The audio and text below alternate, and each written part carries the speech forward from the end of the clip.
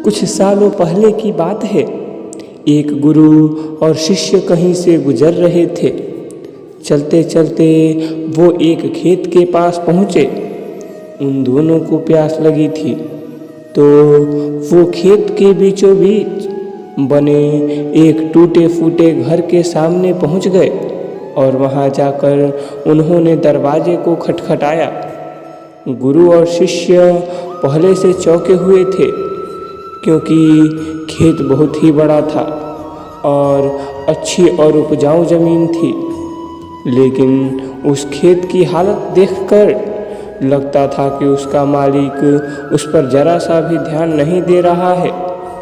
जैसे ही दरवाज़ा खुला, अंदर से एक व्यक्ति निकला।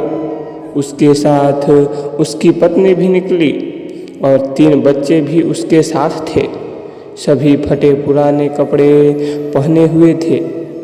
गुरु ने बहुत ही विनम्र आवाज़ में पूछा, क्या हमें पानी मिल सकता है? आदमी ने गुरु और शिष्य को पानी दिया और पानी पीते पीते गुरुजी बोले, मैं देख रहा हूँ कि आपका खेत इतना बड़ा है पर इसमें कोई फसल नहीं बोई गई है। आखिर आप लोग अपना गुजारा कैसे चलाते हैं? आदमी गुरु से बोला, गुरुजी, हमारे पास एक भैंस है, वो काफ़ी दूध देती है।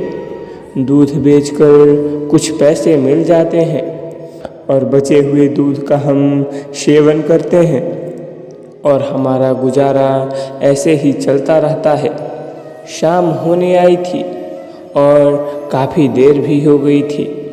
गुरु और शिष्य ने सोचा कि आज की रात हम यहीं पर गुजारा करेंगे। उन्होंने उस आदमी से अनुमति ली और वो वहीं रुक गए। आधी रात हो चुकी थी। गुरु ने अपने शिष्य को उठाया और एकदम धीमे से उसके कानों में बोला, चलो, हमें अभी यहाँ से निकलना है और चलने से पहले इस आदमी के पास जो भैंस है उसे हमें ले जाकर कहीं जंगल में छोड़ देना है। शिष्य को अपने गुरुजी की इस बात पर जरा सा भी यकीन नहीं हो रहा था, क्योंकि जिस गुरुजी से वो बहुत सारी चीज़ें सीखा हुआ था, उसी गुरु ने किसी का बुरा करने के लिए बोला था। फिर भी वो उसके गुरु थे, इसलिए वो गुरु की बातों को वो मना नहीं करता था। आखिर में गुरु और शिष्य जंगल की ओर निकल पड़े और भैंस को ऐसी जगह पर छोड़ दिया जहाँ से वापस आना मुश्किल था। यह घटना शिष्य के मन में बैठ गई थी और करीब 10 साल के बाद एक बड़ा गुरु बना। तब उसने सोचा, क्यों ना अपनी गलती को सुधार लिया जाए और उस गलती को सुधारने के लिए उस आदमी से मिला जाए, उसकी आर्थिक मदद की जाए, जिससे उस व्यक्ति की आगे आने वाली ज़िंदगी खुशहाल ज़िंदगी बने। और वो निकल पड़ा उस आदमी की मदद करने के लिए। कुछ समय चलने के बाद वो शिष्य वहीं पर पहुंच गया जहां वो अपने गुरु के साथ पहले पहुंचे थे, मगर वो फिर से चौंक गया। वहां पर उसने देखा बहुत बड़े बड़े फल के पेड़ लगे हुए हैं, एक बड़ा सा घर बना हुआ है। शिष्य को लगा कि शायद भैंस के चले जाने के बाद वो परिवार सब कुछ बेचकर चला गया होगा, इसलिए वो वापस लौटने लगा। तभी उसने उस आदमी को देखा। शिष्य उस आदमी से बोला, शायद आप मुझे नहीं पहचानते, लेकिन मैं आपको सालों पहले मिला था। उस आदमी ने मायूसी से बोला, हाँ हाँ, कैसे भूल सकता हूँ उस दिन को। आप लोग तो बिना बताए ही चल गए। उसी दिन ना जाने क्या हुआ, जो मेरी भैंस भी वो जाने कहाँ चली गई और आज तक नहीं लौटी। कुछ दिनों तक तो मुझे समझ ही नहीं आया कि क्या करना चाहिए और मैं क्या कर पाऊँगा, पर जीने के लिए मुझे कुछ ना कुछ तो करना ही था। तो लकड़ियाँ काट कर बेचने का मैंने काम शुरू किया और उससे कुछ पैसे मैंने इकट्ठे किए और जो भी मेरे पैसे थे उससे मैंने अपने खेतों में फसल उगाई। आखिर में मुझे अपनी मेहनत का फल मिला। फसल बहुत ही अच्छी निकली। बेचने पर जो पैसे मिले उससे मैंने फलों के बगीचे लगवा दिए। ये काम बहुत ही अच्छा चल पड़ा और इस समय आसपास के हजारों गांव में सबसे बड़ा फल का व्यापारी मैं हूँ। सचमुच ये सब कुछ ना होता अगर वो भैंस नहीं चली गई होती, क्योंकि उसी के कारण मैं लाचार था और उसी के कारण मैं और कोई काम नहीं करना चाहता था।